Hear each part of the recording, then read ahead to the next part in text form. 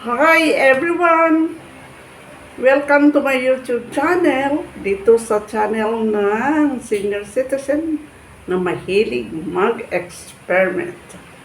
Today, I will be making a nutritious, delicious snacks or merienda out of apple and oatmeal.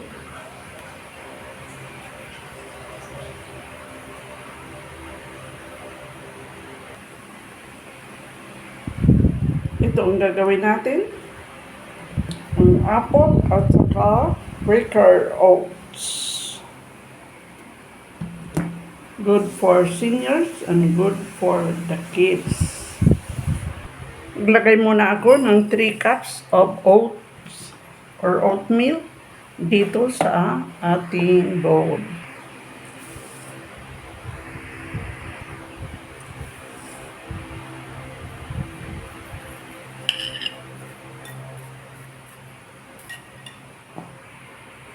Set aside. Okay. Balatan ko yung aking apple. Fresh na fresh.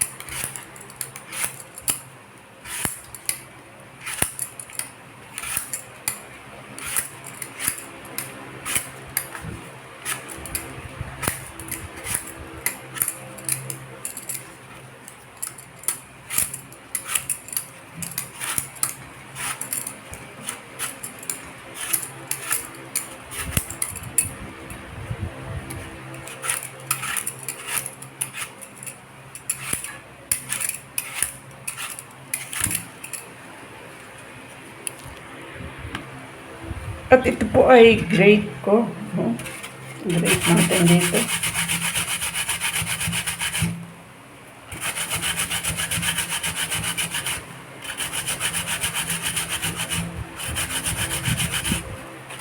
Fresh na apple. Pwedeng green, pwedeng red. No? Kahit anong klaseng apple po.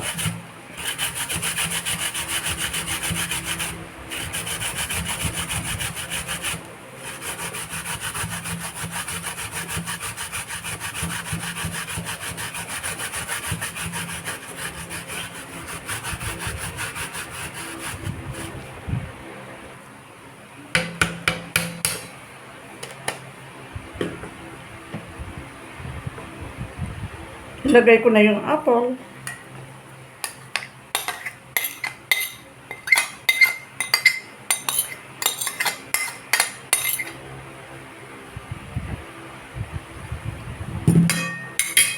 At maglagay ako ng 1 teaspoon ng baking powder.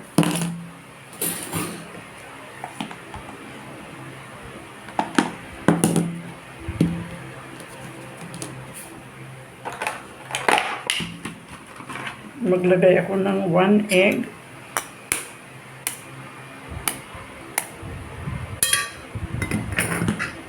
Dito ko muna ilagay ating plate.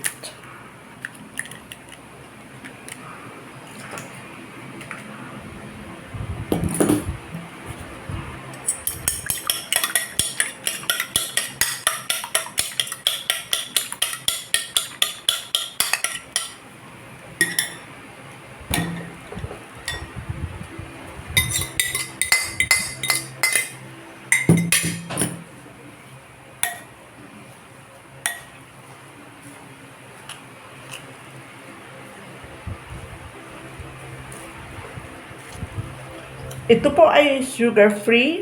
Hindi na tayo maglagay ng ating sugar because of the apple. Tsaka iiwas tayo ng sobrang sweet. Now, kung medyo dry, ay pwede pa po tayo maglagay ng another egg.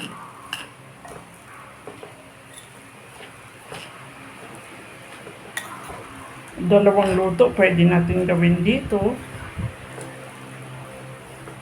Pwede tayong magawa ng cookies. Pwede rin tayo gumawa ng mini cake.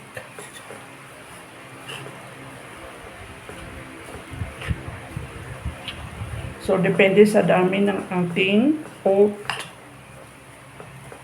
Pwedeng dagdagan ng apple or pwedeng dagdagan ang egg. to make a dough.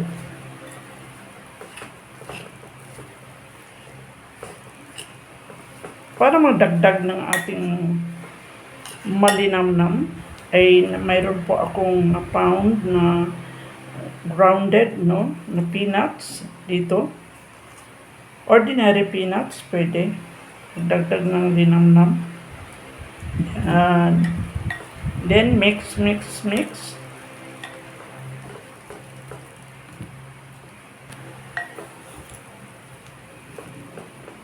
So, wala na tayong dinagdag. 1 apple, 1 egg, and 1 teaspoon of baking powder. So, nakagawa tayo ng dough.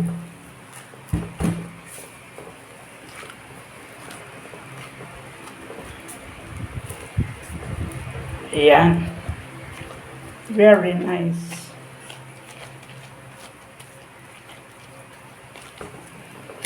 So, this time, magawa tayo ng mga mini balls.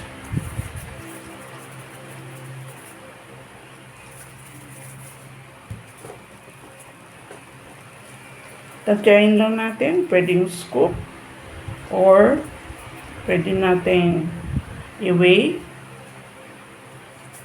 per ball kung gaano kalaki para pareho lang.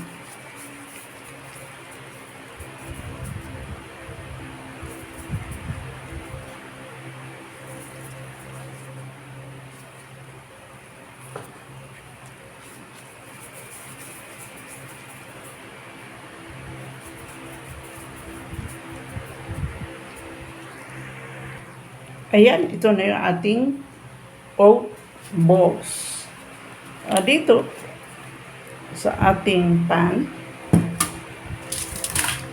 na ginawa ko, maglagay ako ng konting olive oil. Ito po. Brush ko lang, para hindi lang dumikit. Madali lang ito, at saka simple lang. Mabilis gawin, at saka simple. Lagay ko yung aking mga balls.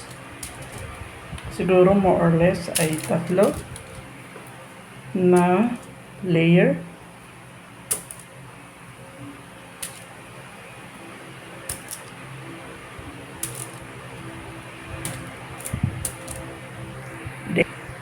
Itong baso, ang gagamitin ko, yung maliit na baso. Oh. See this? I-flatten natin.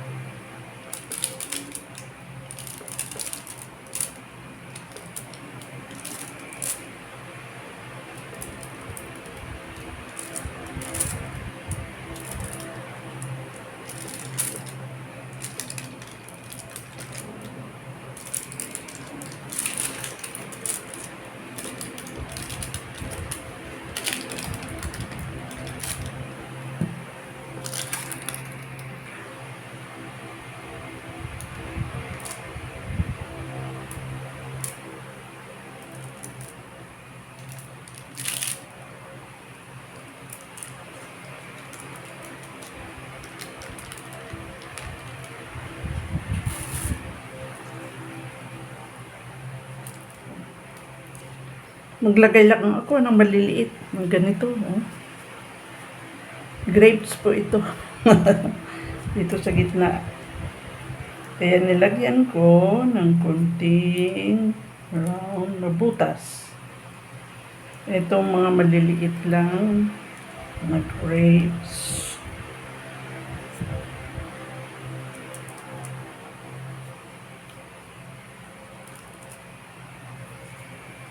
Hindi ito masyadong matamis. Pero, masarap kainin kasi hindi naman siya sobrang matamis. Medyo maasim konti.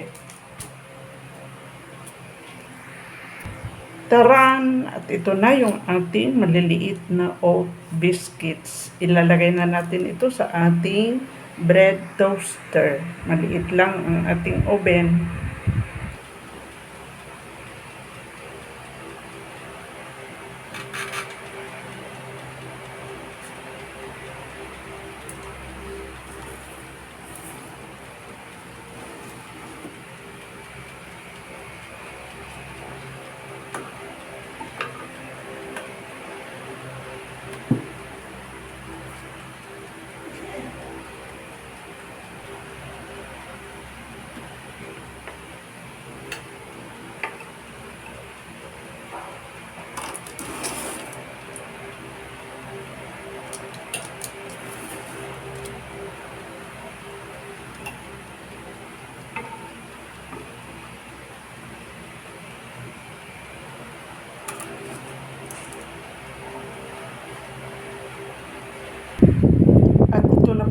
ating finished product. Naglagay lang po ako ng melted chocolate, dark chocolate.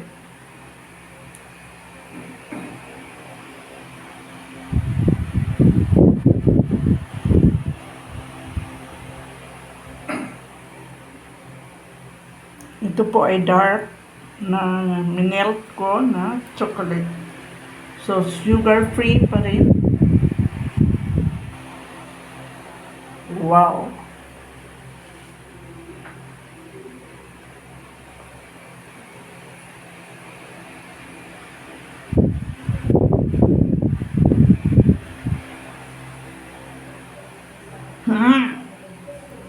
Yummy! Very healthy, very nutritious. Apple and Chocolate.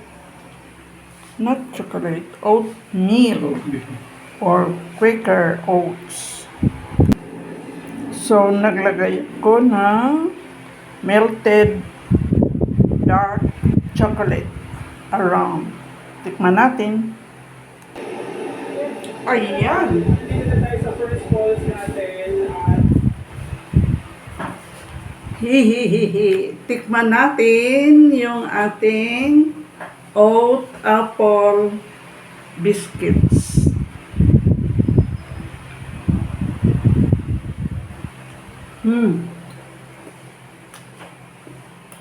Sarap. Hindi siya sobrang matamis. May natural sweetness, no? Tsaka ito, grapes, at tsaka dark chocolate. Tsaka may apple at peanuts. Ito kaya malinamnam.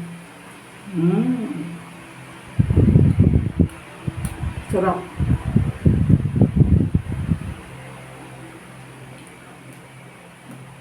Kahit isa lang, mabubusog ka.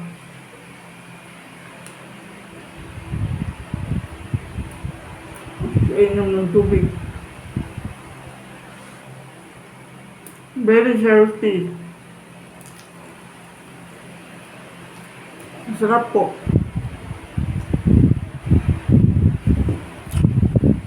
Try nyo. Kahit hindi na kayo bumili ng tinapay o kaya biscuit, no? Kasi mayroon na dito. See this? Sarap.